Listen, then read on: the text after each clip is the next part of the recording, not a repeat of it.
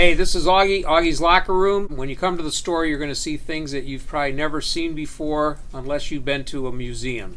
Great items that go back to the Rockney era to the present.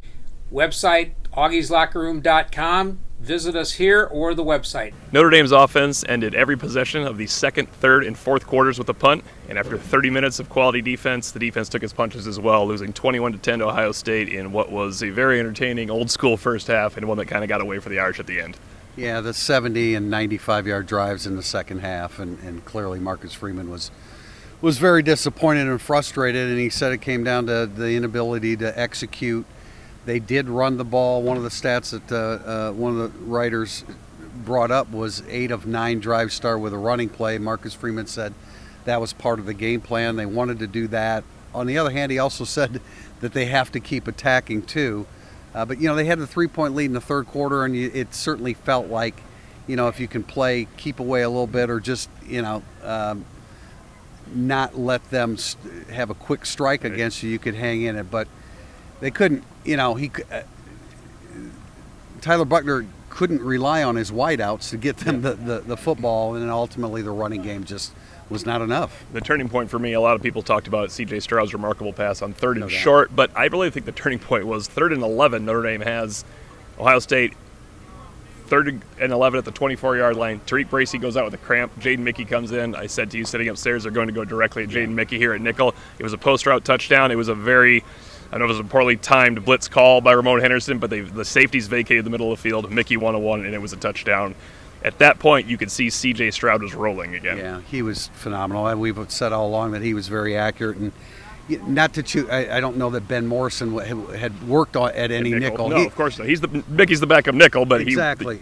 But Morrison was really, really good. I mean, I don't know everything that was seen on TV, but he was blanketing receivers. They took him off the field, and you were right. When they had to put Mickey in there, Mickey's going to be a good football player, but he got 1-on-1, and is it Harrison? I think number 10 for them made an inside cut. It's just, they played so well, and that was one of the things that Marcus Freeman lamented, that they had played so well for 2.5 quarters defensively, and then offensively it wasn't enough, and that was kind of I felt like going into this game, it was really, really trending toward a lower scoring game, and it certainly played out that way. But give Ohio State's offensive line a lot of credit. They had to step up in the third and fourth quarter, and they did against a really good Notre Dame defensive front that just caved in the last quarter and a half. And that's one play by Jaden Mickey. He had nothing to do with the 95-yard drive. When John Stott pins Ohio State at the 5-yard line,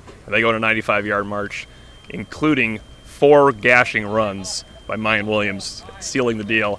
If the Irish could have held them to a field goal there, they had a chance to tie. It would have been down 7 going into the last few minutes. Instead, it became scramble mode when you're down 21-10. And Tyler Buchner struggled in the second half. The offense struggled overall in the second half. And it was the chances they had, they just did not capitalize on any in the second stanza. Buchner completed his first 8 passes, and that was just 2 of 10 the rest of the way. But I wouldn't say that he was 2 of 10 because he was inaccurate. No, he was.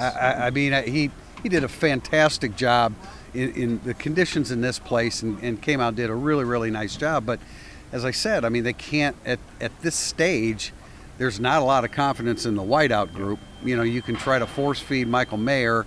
But they had him blanketed pretty well, except for that spectacular grab that he made and then fumbled and recovered it. But there are some limitations offensively right now, and I think it played toward running the football, which they were able to effectively do at times in the first half and just couldn't do it in the second half. Marcus Freeman's not into moral victories. Most Notre Dame fans aren't anymore either. They want Notre Dame to pull through one of these, but I guess the moral victory, the silver lining here, is it's game 1 against the number 2 ranked team in the country. Notre Dame can grow from here. Ohio State 21, the Irish 10.